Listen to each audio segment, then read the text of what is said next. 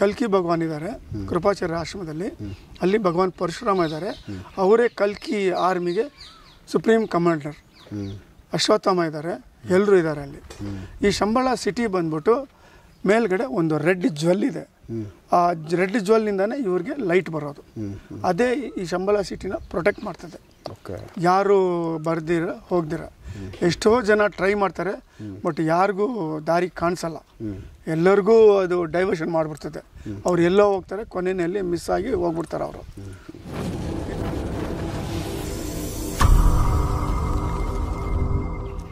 Sir, ಈಗ ಶಂಬಳ ಸಂಬಂಧಪಟ್ಟಂತೆ ಸಾಕಷ್ಟು ದಿನಗಳಿಂದ ಮಾತಾಡ್ತಾ ಬಂದೀವಿ. ಟೈಮ್ ಸಿಕ್ಕಿರಲಿಲ್ಲ, ಮಾತಾಡೋಣ ಅಂತೇಳಿ ಮುಂದೆ ಅದು ಹೋಗ್ತಾನೆ ಇತ್ತು. ಶಂಬಳ ಯಾಕಂದರೆ ನಮ್ಮ ವೀಕ್ಷಕರಲ್ಲೂ ಕೂಡ ಶಂಬಳಕ್ಕೆ ಸಂಬಂಧಪಟ್ಟಂತೆ ಒರಿಜಿನಲ್ ವಿಚಾರ ಏನೈತೆ, ಅದರದ್ದು ಏನೈತೆ ಫ್ಯಾಕ್ಟ್ ಅದು ಗೊತ್ತಾಗಬೇಕು, ಅದ್ರ ಬಗ್ಗೆ ಎಪಿಸೋಡ್ ಒಂದು ಮಾಡಿ ಅಂತಲೇ ಹೇಳಿದ್ದಾರೆ. ಅದನ್ನು ಇವತ್ತು ತಿಳಿಸ್ಕೊಟ್ಬಿಡಿ ಸರ್. ನಮಸ್ತೆ. ಈ ಶಂಬಳ ಬಗ್ಗೆ ನಮ್ಮ ಗುರುಗಳು ಅಂಬರೀಷ್ ವರ್ಮಾ ಅವರು, ಅದೇ ಅಮರ ಅವರು ಏನು ಹೇಳಿದಾರೋ ಅದನ್ನು ನಾವು ಹೇಳ್ತೀವಿ. ನೋಡಿ, ತುಂಬ ತುಂಬ ತುಂಬ ಏನ್ಷಿಯಂಟ್ ಕಾಲದಲ್ಲಿ ಚಾಕ್ಷುಷು ಮನ್ವಂತರ ಅಂತ ಒಂದು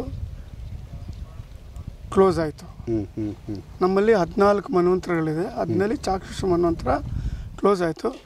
ಒಂದೊಂದು ಮನ್ವಂತರ ಮುಗಿಯುವಾಗ ಒಂದು ಮಹಾಪ್ರಳಯ ಆಗ್ತದೆ. ಆವಾಗ ಚಾಕ್ಷುಷ ಮನ್ವಂತರ ಮುಗೀತು, ಮಹಾಪ್ರಳಯ ಆಯಿತು. ಅದು ಬಂದು 6th hour ಆಫ್ ಬ್ರಹ್ಮ, ಚತುರ್ಮುಖ ಬ್ರಹ್ಮ ಇತ್ತು. ಆವಾಗ ನಮ್ಮ ಭೂಲೋಕ ಫುಲ್ಲು ಜಲದಲ್ಲಿ ಮುಳುಗೋಯ್ತು. ಬರೀ ಲೋಕ ಪರ್ವತ ಮಾತ್ರ ಕಾಣಿಸ್ತಾ ಇತ್ತು.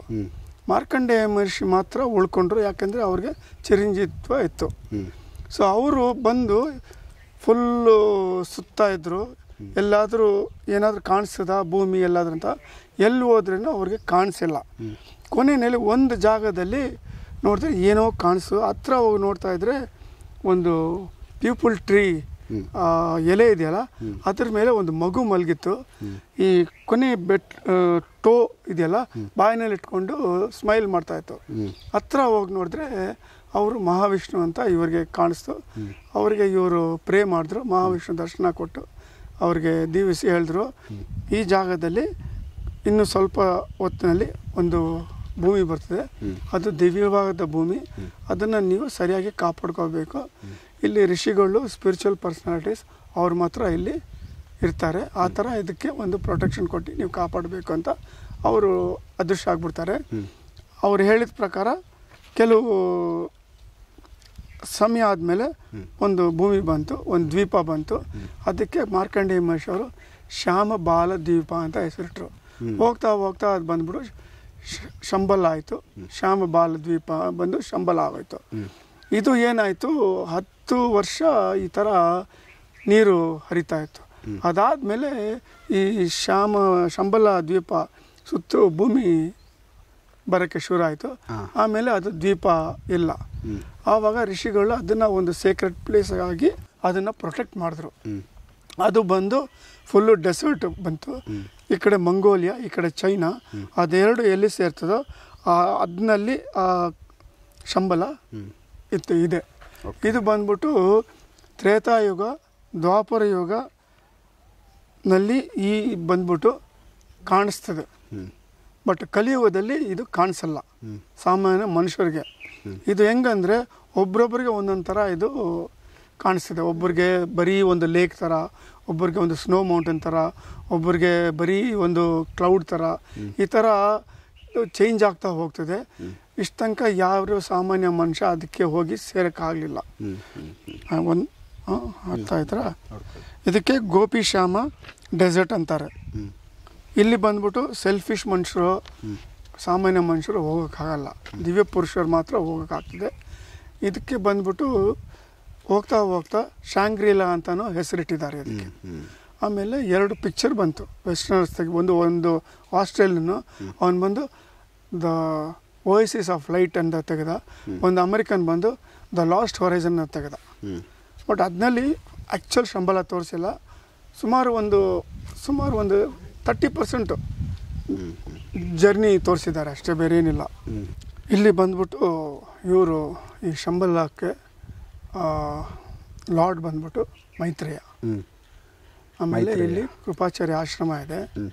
ಇಲ್ಲಿ ಯಾವಾಗ ಸೃಷ್ಟಿ ಆಯಿತು ಈ ಭೂಲೋಕ ಅಲ್ಲಿಂದ ಇದು ಒಂದು ಲಿವಿಂಗ್ ಮ್ಯೂಸಿಯಮು ಇದೆ. ಅಲ್ಲಿ ಎಲ್ಲ ಪ್ರಾಣಿ ಪಕ್ಷಿಗಳು ಗಿಡಗಳು ಎಲ್ಲ ಒಂದು ಕಡೆ ಮ್ಯೂಸಿಯಂ ಇದೆ, ಒಂದು ಕಡೆ ಹೋಮಗಳು ನಡೀತದೆ, ಒಂದು ಕಡೆ ಸಿಟಿ ಥರ ಸಿವಿಲೈಸೇಷನ್ ಇದೆ. ಇದು ಬಂದ್ಬಿಟ್ಟು ಸಾಮಾನ್ಯವಾಗಿ ಯಾರೂ ಹೋಗೋಕ್ಕಾಗಲ್ಲ. ಅಮರ ಅವರು ಹೇಳಿದ್ದಾರೆ, ಸರ್ ಅರಬಿಂದೋ ಅವ್ರು ಮಾತ್ರ ಫಿಸಿಕಲ್ ಆಗಿ ಅಲ್ಲಿ ಹೋಗಿ ಸೇರಿದ್ದಾರೆ. ಇದಕ್ಕೆ 18 ಗೇಟ್ ಇದೆ. ಫಸ್ಟ್ ಗೇಟ್ ಬಂದು ಹರಿದ್ವಾರ್, ಅಂದರೆ ಹರಿದ್ವಾರ್ ಅಂದರೆ ಹರಿ ನೋಡೋಕ್ಕೆ ಡೋರ್ ಅಂತ ಬಾಗಿಲು ಅಂತ. ಸೊ ಈ ಥರ 18 ಗೇಟ್ ದಾಟ್ಕೊಂಡು ನಾವು ಶಂಬಳಕ್ಕೆ ಹೋಗಬೇಕು. ಈ 18 ಗೇಟ್ಗಳು 18 ಲೋಕಗಳನ್ನ ರೆಪ್ರೆಸೆಂಟ್ ಮಾಡ್ತದೆ. ಇದು ಏನಾಯಿತು 1979 14th ಏಪ್ರಿಲ್ ಚಿತ್ರಾ ಪೌರ್ಣಿಮೆ ದಿವಸ ನಾವು ಕೆಲವರು ನಮ್ಮ ಸ್ನೇಹಿತರು ಅಲ್ಸೂರ್ ಮೆಂಬರ್ಸು ಅವರು ಅಮರ ಹತ್ರ ಕೂತಿದ್ವಿ. ನಾವು ನಮಗೆ ಗೊತ್ತಿಲ್ಲ, ಸಾಮಾನ್ಯವಾಗಿ ನಾವು ಹೋಗ್ತಾಯಿದ್ವಿ, ಬಂದರು, ನಾವು ಕೂತ್ಕೊಂಡು ಮಾತಾಡ್ತಾಯಿದ್ವಿ. ಸಡನ್ನಾಗಿ ಒಂದು 5 ನಿಮಿಷ ಇರುವಾಗ ಅಮರ ಅವರು ಎದ್ದು ಪೂಜೆ ರೂಮ್ಗೆ ಹೋದರು. ಇದು ಕಮಲಕೃಪಾ ಜಯನಗರ್ 7th ಬ್ಲಾಕ್ನಲ್ಲಿ ಆಗಿದ್ದು. ಹೋಗಿ ಪೂಜೆ ರೂಮ್ನಲ್ಲಿ ಕೂತ್ಕೊಂಡ್ಬಿಟ್ಟು ಕರೆಕ್ಟ್ 7 o'clock ಕರೆದ್ರು ನಮ್ಮನ್ನೆಲ್ಲ. ಸೊ ನಾವು 5 ಜನ ಹೋಗಿ ಕೂತ್ಕೊಂಡಾಗ ಅಲ್ಲಿ ಫುಲ್ ವಾತಾವರಣ ಚೇಂಜ್ ಆಗೋಯ್ತು.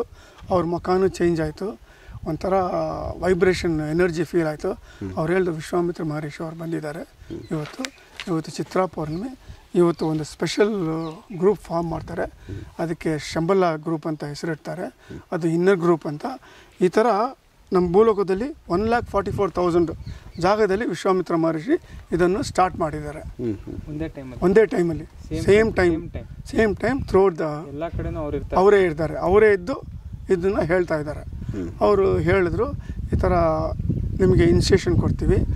ಇವತ್ತು ವಿಶ್ವಾಮಿತ್ರ ಮಹರ್ಷಿ ಬಂದು ಒಂದು ಪ್ರಿನ್ಸಿಪಲ್, ಒಂದು ಮ್ಯಾನರ್ ಕೊಟ್ಟರು. ಇದನ್ನು ಕೊಟ್ಬಿಟ್ಟು ಅವರು ಶಂಬಲ ಧ್ಯಾನ ಅಂತ ಒಂದು ಮಾರ್ಗ ಕೊಟ್ಟಿದ್ದಾರೆ.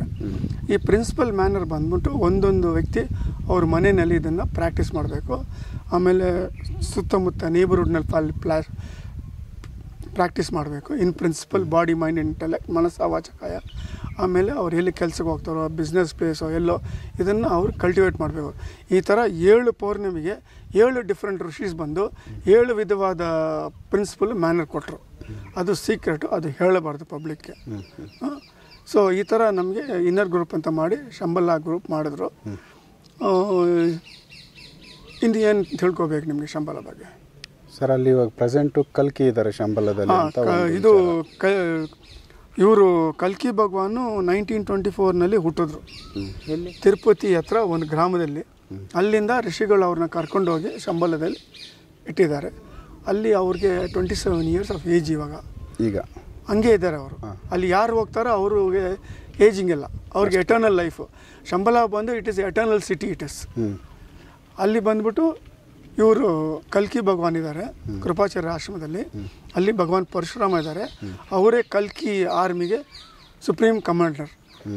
ಅಶ್ವತ್ಥಾಮ ಇದ್ದಾರೆ, ಎಲ್ಲರೂ ಇದ್ದಾರೆ ಅಲ್ಲಿ.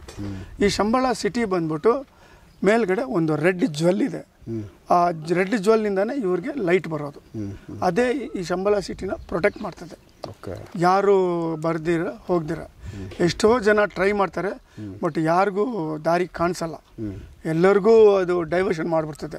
ಅವ್ರು ಎಲ್ಲೋ ಹೋಗ್ತಾರೆ, ಕೊನೆಯಲ್ಲಿ ಮಿಸ್ ಆಗಿ ಹೋಗ್ಬಿಡ್ತಾರೆ ಅವರು.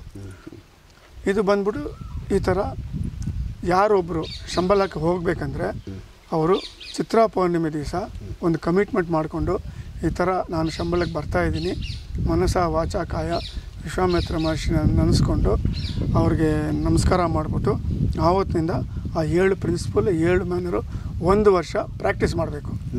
ಮಾಡಿದ್ಮೇಲೆ ನೆಕ್ಸ್ಟ್ ಚಿತ್ರಾ ಪೌರ್ಣಿಮೆಗೆ ಅವರು ಹರಿದ್ವಾರ್ಗೆ ಹೋಗಬೇಕು. ಅಲ್ಲಿ ಹರಿದ್ವಾರ್ಗೆ ಹೋದರೆ ಒಂದು ಮಾಂಕ್ ಅಂತಾರೆ, ಟಿಬೆಟಿಯನ್ ಮಾಂಕ್ ಇಲ್ಲ ಸನ್ಯಾಸಿ, ಅವರು ಬಂದು ಅವ್ರು ರೆಕಗ್ನೈಸ್ ಮಾಡ್ತಾರೆ. ನಿಮ್ಮನ್ನು ಕರ್ಕೊಂಡೋಗಿ ಅವ್ರ ಆಶ್ರಮದಲ್ಲಿ ಮಾನೆಸ್ಟ್ರಿನಲ್ಲಿಟ್ಟು ನಿಮ್ಮನ್ನು ಟೆಸ್ಟ್ ಮಾಡ್ತಾರೆ. Both physical endurance and spiritual ನಿಮ್ಮದು ಮೆಚ್ಯೂರಿಟಿ ಮಾಡಿಬಿಟ್ಟು ನೀವು ಪಾಸ್ ಆದರೆ ಅಲ್ಲಿಂದ ನೆಕ್ಸ್ಟ್ ಗೇಟ್ಗೆ ಹೋಗಬೇಕು. ಆ ಥರ ಒಂದೊಂದು ಗೇಟ್ಗೆ ನಿಮಗೆ ಒಂದೊಂದು ಮಾನೆಸ್ಟ್ರಿ ಕರ್ಕೊಂಡೋಗಿ ಅಲ್ಲಿ ನಿಮಗೆ ನಾನಾ ವಿಧವಾದ ಟೆಸ್ಟ್ಗಳು ಮಾಡ್ತಾರೆ. 7th ಗೇಟ್ಗೆ ತುಂಬ ಇಂಪಾರ್ಟೆಂಟ್ ಗೇಟು, ಅದು ಬಂದು ವೈಶಾಖ ವ್ಯಾಲಿ ಅಂತ. ಅಲ್ಲಿ ಬಂದ್ಬಿಟ್ಟು ಇವತ್ತು ಚಿತ್ರಾ ಪೌರ್ಣಿಮೆ, ವೈಶಾಖ ಪೌರ್ಣಿಮೆಗೆ ನಮ್ಮನ್ನು ಅಲ್ಲಿ ಹೋಗಿ ಸೇರ್ತೀವಿ ನಾವು. ಅಲ್ಲಿ ಬಂದ್ಬಿಟ್ಟು ಆವತ್ತು ವೈಶಾಖ ಪೌರ್ಣಿಮೆ ದಿವಸ ಅಲ್ಲಿ ಎಲ್ಲ ಸಪ್ತರ್ಷಿಗಳು, ಋಷಿ ಇನ್ಚಾರ್ಜ್ ಯಾರೋ ಅವರು, ಬೇರೆ ಸ್ಪಿರಿಚುವಲ್ ಪರ್ಸನಾಲಿಟೀಸು, ಆಸ್ಟ್ರಲಿ, ಫಿಸಿಕಲಿ, ಯೋಗಿಗಳು, ಸನ್ಯಾಸಿಗಳು, ಯಾರ್ಯಾರು ಸ್ಪಿರಿಚುವಲಾಗಿ ಎಲಿವೇಟ್ ಆಗಿದ್ದಾರೋ ದೇವತೆಗಳೆಲ್ಲ ಬಂದು ಅಲ್ಲಿ ಸೇರ್ತಾರೆ. ಕರೆಕ್ಟಾಗಿ 12 ಗಂಟೆಗೆ ಭಗವಾನ್ ಬುದ್ಧ ಅಲ್ಲಿ ಬಂದು ಪ್ರತ್ಯಕ್ಷ ಆಗ್ತಾರೆ. ಪ್ರತ್ಯಕ್ಷ ಆಗುವಾಗ ಋಷೀಸ್ ಹೋಗಿ ಅವರಿಗೆ ಎಲ್ಲ ಹೇಳ್ತಾರೆ, 1 ಇಯರ್ ಡೇಟಾ ಹೇಳ್ತಾರೆ, ಏನಾಯಿತು ಏನೆಲ್ಲ ಮುಂದೆ ಏನಾಗಬೇಕು ಅವರೆಲ್ಲ ಪ್ಲ್ಯಾನಿಂಗೆಲ್ಲ ಮಾಡಿ ಹೇಳಿಬಿಟ್ಟು ಬುದ್ಧ ಅದನ್ನೆಲ್ಲ ಅಸೆಸ್ ಮಾಡಿಬಿಟ್ಟು ಅವರು ಇದಾಗ್ತದೆ, ಡಿಸ್ಕಷನ್ ಆಗ್ತದೆ. ಆಮೇಲೆ ಅವರೆಲ್ಲರನ್ನ ಇದು ಬ್ಲೆಸ್ ಮಾಡಿಬಿಟ್ಟು ಬುದ್ಧ ಅಲ್ಲಿಂದ ಹೋಗ್ಬಿಡ್ತಾರೆ. ಯಾಕೆಂದರೆ ಅವರೇ ಈ ಯುಗಕ್ಕೆ ಅವರೇ ಅಧಿಪತಿ. ಪ್ರತಿ ವೈಶಾಖ ಪೌರ್ಣಿಮೆಗೆ ಅಲ್ಲಿ ಆ ವೈಶಾಖ ವ್ಯಾಲಿಗೆ ಅವ್ರು ಬರ್ತಾರೆ ಅವರು. ಸೊ ಇದಾದಮೇಲೆ ಅಲ್ಲಿಂದ ಎಲ್ಲರೂ ಡಿಸ್ಪೋಸ್ ಆಗ್ತಾರೆ. ಯಾರು ಒಂದು ಶಂಬಲ ಟ್ರಾವೆಲರ್ ಅವನು ಅಲ್ಲಿ ಇದ್ಬಿಟ್ಟು ಅಲ್ಲಿಂದ ಏನಾಗ್ತದೆ, ಒಂದು ಬೋಟ್ನಲ್ಲಿ ಕೂರಿಸ್ತಾರೆ. ಆ ಬೋಟ್ಗೆ ಇದಿರಲ್ಲ, ರೋಸ್ ಇರಲ್ಲ, ಕೂರಿಸ್ಬಿಟ್ಟು ಅದು ಕಾಳಿ ರಿವರ್ ಓ ಅಂತ ಫೋರ್ಸ್ಫುಲ್ ಹೋಗ್ತಾರೆ. ಆ ಬೋಟ್ನಲ್ಲಿ ಕೂರಿಸ್ಬಿಟ್ರೆ ನೀವು ಕಣ್ಣು ಮುಚ್ಕೊಂಡು ಅದು ಹೆಂಗೆ ಹೋಗ್ತದೆ ನೀವು ಹೋಗ್ತಾ ಇರಬೇಕು. ಅದೇ ಹೋಗಿ ಒಂದು ಕಡೆ ಬೇರೆ ಗೇಟ್ ನಿಲ್ತದೆ, ಅವರು ಬಂದು ಕರ್ಕೊಂಡು ಹೋಗ್ತಾರೆ. ತಿರ್ಗಾ ಇನ್ನೊಂದು ಗೇಟ್, ಈ ಥರ ಹಲವಾರು ಗೇಟ್ಗಳು ನೀವು ಹೋಗಿ ಹೋಗಿ ಹೋಗಿ ಹೋಗಿ ಕೊನೆಯಲ್ಲಿ 18th ಗೇಟ್ ಬರ್ತೀರ. 18th ಗೇಟ್ನಲ್ಲಿ ತಾರಾದೇವಿ ಆಕೆನೇ ಪ್ರಿಸೈಡಿಂಗ್ ಡೀಟೇಲಿ ಆಪ್ಗೆ ನಮಸ್ಕಾರ ಮಾಡಿ ಬ್ಲೆಸ್ಸಿಂಗ್ ಇಸ್ಕೊಂಡು ನೀವು ಒಳಗಡೆ ಹೋದರೆ ಒಂದು ಗೋಲ್ಡನ್ ಆರ್ಚ್ ಇರ್ತದೆ.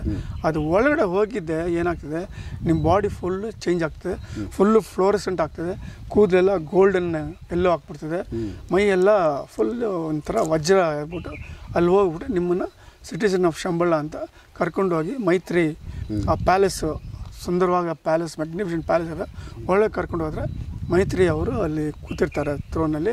ಅವ್ರಿಗೆ ನಮಸ್ಕಾರ ಮಾಡಿ ಅವರು ನಿಮ್ಮನ್ನು ಕರ್ಕೊಂಡೋಗಿ ಸಿಟಿಸನ್ ಆಫ್ ಶಂಬಳ ಅಂತ ಸ್ವೀಕರಿಸಿ ನೀವು ಅಲ್ಲಿ ಸೇರ್ಕೊಳ್ತೀರ. ನೀವು ಸೊ ಫಿಸಿಕಲ್ ಬಾಡಿ ಇನ್ನೂ ಸೂಕ್ಷ್ಮ ಬೇರೆಲ್ಲ ಇದೆ, ಅದೆಲ್ಲ ಹೇಳೋದು ತಪ್ಪು ಪಬ್ಲಿಕ್ಗೆ ಅಷ್ಟೇ. ಅಲ್ಲಿ ಹೋದರೆ ಮತ್ತೆ ವಾಪಸ್ ಬರೋಕ್ಕಾಗುತ್ತಾ? ಒನ್ ವೇ ಟ್ರಾಫಿಕ್ ಅಷ್ಟೇ, ಯಾರು ಬರಲ್ಲ ವಾಪಸ್. ಅಲ್ಲಿ ಹೋದ್ಮೇಲೆ ಯಾರು ಬರ್ತಾರೆ? ಆನಂದ, ಬ್ಲಿಸ್ಸು ಎಲ್ಲ ಇರ್ತದೆ, ಊಟ ತಿಂಡಿ, ಈ ಥರ ರೋಗ, ಈ ಥರ ಒರೀಸು ಏನಿಲ್ಲ. ಅದೇ ಬೇರೆ ಥರ ಲೈಫಲ್ಲಿ ಬಂದು ಜನಕ್ಕೆ ಹೇಳ್ಬೋದಲ್ಲ ಈ ಥರ ಎಲ್ಲ ಇದೆ.